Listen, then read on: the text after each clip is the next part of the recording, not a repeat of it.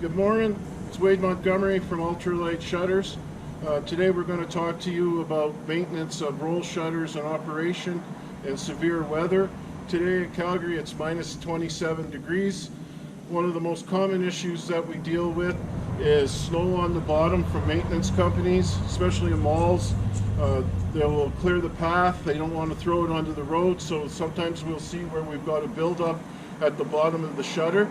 The bottom of the shutter needs to be cleaned before any operation is done. So what we'll do is we'll clean this off.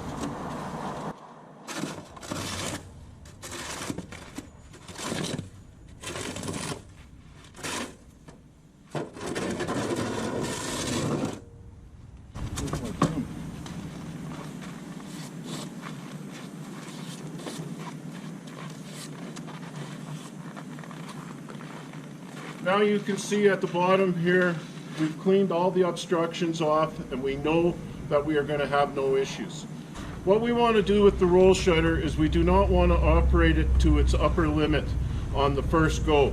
So what we want to do is bring that shutter up, and we want to bring it up 3/4 of the way.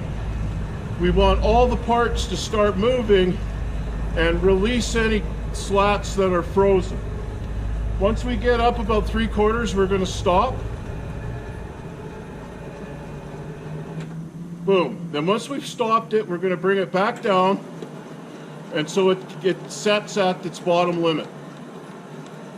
Once we get it set at the bottom limit, we've now allowed all the slats in the barrel to move and loosen themselves up. We can now operate the shutter to the upper limit and not have the concern of the frozen slats and the curtain going back into the box.